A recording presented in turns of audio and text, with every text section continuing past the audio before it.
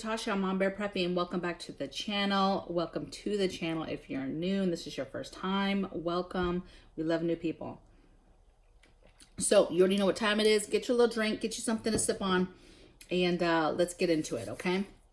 So the reason why I want to talk about bugging in or digging in or whatever the language that you want to use is because, one, I'm getting a lot of people kind of asking me for guidance on this topic. And two, I think it's so important because there are some myths or there is some information that our community, prepping community, has been responsible for kind of building, right? And the first thing is that the thing to do if you're a prepper is to build a bag and bug out. Like, that's what you do. That's what preppers do. They have a bug out bag and they're going to bug out if something crazy happens, right? We're going to bug out to the woods. We're going to bug out to a cabin, whatever, right? You see, I'm already getting hyped and my throat is already. But nothing could be further from the truth, okay? In most scenarios, actually, you're going to bug in. Okay, that is the scenario that is going to happen in most cases. Unless you are fairly close to some sort of bug out location that you have been fortifying, have been building up, is fairly close to you, and you have a solid emergency plan to bug out to that location if this, and this happens, right? It's very specific. These things have to happen for you to feel the need to go there. Then yes, of course. So I'm not necessarily saying, bugging out is a bad thing, but what I am saying is I want you to just think about some things so that you can make the best decision possible for your family, okay? Because when a true emergency happens, a lot of the deaths, a lot of the craziness, a lot of the chaos happens in the beginning. And if you put you and your family out on the streets during that time frame, your chances of getting hurt go way up, okay? Being robbed, bad things basically happening, those percentages go through the roof, okay? So for me and my family, most of our emergency plans we are digging in, bugging in, and that is what we'll do. And we will not leave unless it's crazy, meaning somebody set our house on fire and we are forced to leave. There is a nuclear attack that is just too close to where we have to migrate away from it. It has to be pretty big for us to do that, okay? Now, let's talk about some myths. First is that the one I just talked about, that bugging out is better than bugging in. That is not necessarily true, and that's a myth. People just assume that's what preppers do. We bug out and you have to bug out. You have to leave, okay?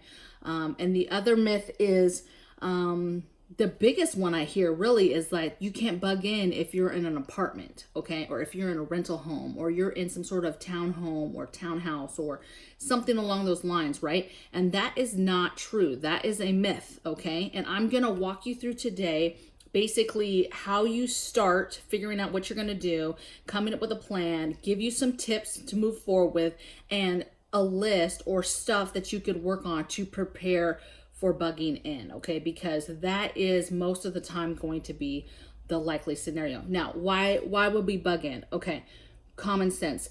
Why would you leave with just a bag to go somewhere and now you've drastically lowered your chances of survival? Because one, you are leaving everything behind. You are leaving and now have only what you are carrying in your backpack, or maybe your car if you took your car and you have a car kit and stuff, okay?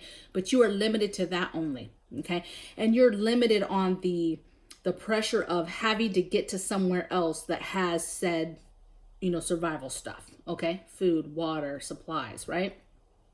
Your home is already here. You already know this location, your surroundings, your local community. It is a shelter already. There is defense hopefully already built up into it. Your supplies is here, your food is here, your water is here. It just makes sense that this is where you would stay. This is your biggest chance of survival, okay? Is because you've already got the shelter, you've already got the food, you've got the stuff that is needed to actually survive in this one location, okay? So it is your best defensible position in most cases, okay? So that's the biggest reason. Now, for you, the way you're going to decide this is the very number one thing is you're going to build your emergency plans. So one, build your emergency plans, and each of those plans, depending on what scenario happens, will have a bug out and a bug in plan. Okay, your bug in plan for all of them is going to be the same, right? You're staying home. Okay, and so how do you stay home and survive? Okay, so let's talk about some tips or things you're going to do or that you need to be thinking about, okay, when it comes to bugging in, okay? And I wrote these down. So these are just some tips to staying safe, okay? Because once you bug in, you shelter in place, whatever the case may be, and the two are different. To me, shelter in place is like, hey, something's happened close by. Maybe there's some kind of smoke. Maybe there's fire close. Maybe something is just like what we handled last year, right? We're just being told in general to stay home. And to me, that defense level is way low, right? The threat level is way low. We're just being told to stay home. There's nothing really crazy happening yet. But to me, digging in, bugging in is just that.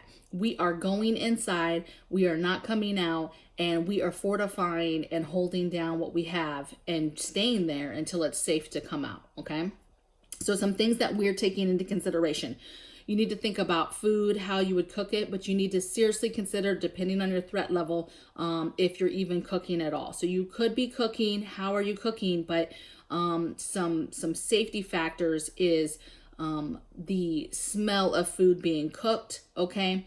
And then the smell of the fuel possibly being used to cook said food. So eating food cold is a very good tip, is opening up cans and eating stuff cold, meaning not even cooking it, okay? Eating stuff like MREs, the stuff that's ready to go, whether you bought an MRE or made an MRE, but getting those foods that are typically don't need to be heated up and you just can eat them the way they are right on the spot. And no cooking means no fires. Okay, if you brought it in, now you've taken out the possibility of using your barbecue pit, and having a fire pit and cooking over fire possibly. Okay, so you're bringing it inside. The thing about fires is the minute you use a fire, people can smell the smoke, they can see the smoke.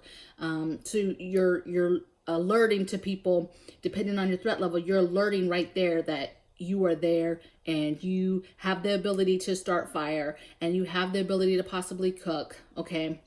Because there's only certain reasons why you light fires, and that's typically to stay warm or to cook something, okay? So it is a beacon to other people about what you're doing, okay?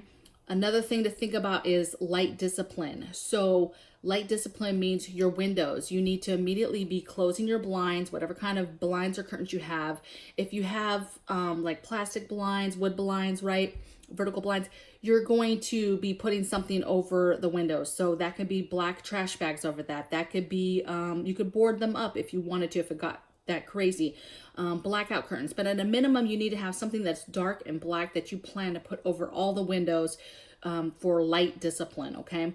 Light discipline is your light. You do not want anybody to be able to see you in your home at night or in the evening using your flashlights, using your lanterns. Yeah, you have that stuff. And yeah, a lot of Americans have those basics. But again, you're kind of going to a gray man type of mentality, right? You're being quiet. You're not bringing attention to yourself. You're not letting people smell that you have food. You're not letting people see you have light, because if they see light, they assume too.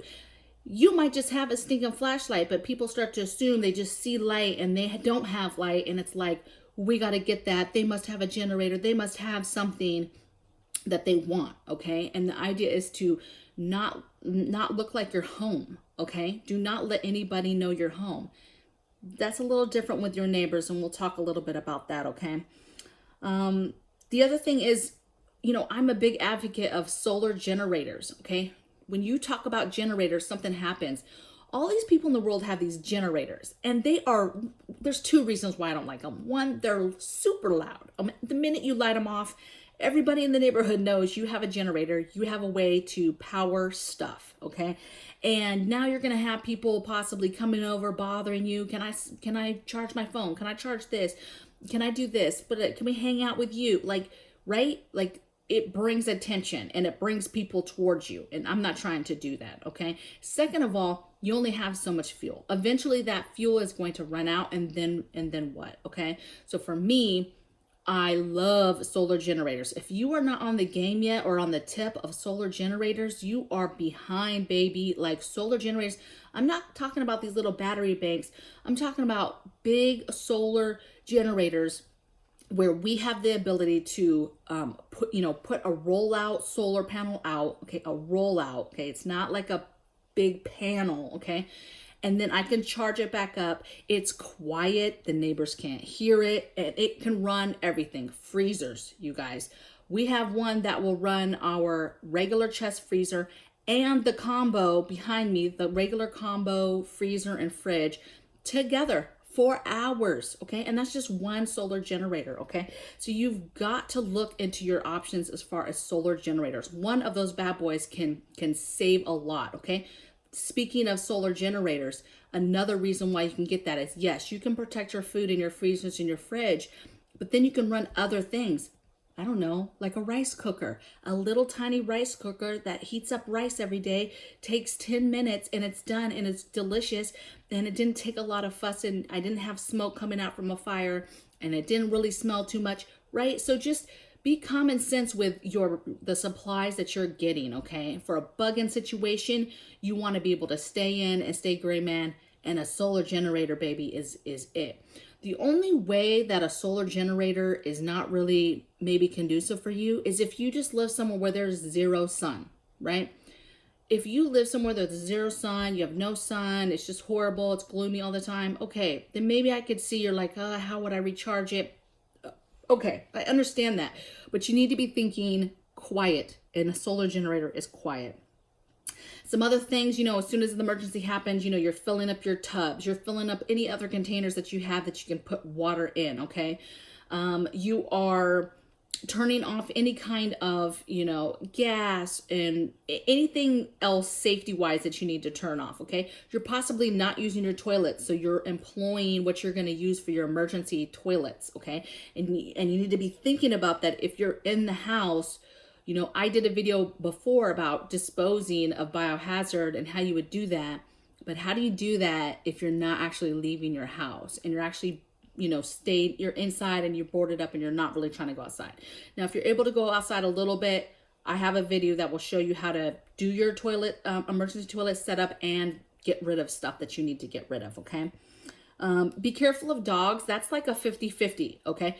Dogs are great, and it will let people know real quickly, hey, there's a dog that might hurt me in here.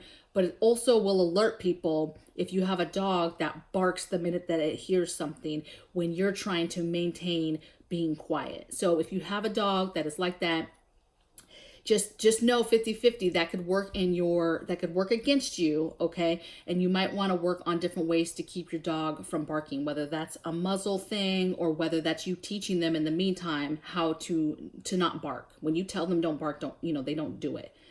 All right? I already talked about filling the tubs with water. And another thing too is, as soon as something happens that's just got everybody kind of crazy, like, oh, it's just a little uncomfortable, you're just going to be doing common sense things. You're going to be filling the bathtubs with water, anything else you can with water, okay?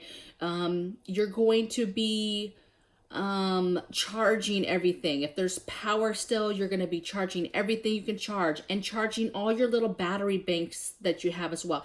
Now, if you're a prepper, you're probably like us. There's the gas tank is always almost the way full. We keep everything charged almost full all the time so that we don't run into any situation where we have like dead batteries and stuff right off the bat. Okay. So just be thinking about that. Now, the question is, how do you prepare? Okay. So I have a ton of videos of how to prepare for grid down with no power, that type of thing. And I talk about all the different wickets and things that you need. Okay. So all those things still apply, right? You need an alternate way to cook, an alternate way to heat yourself. You need defense tools. You need an emergency toilet.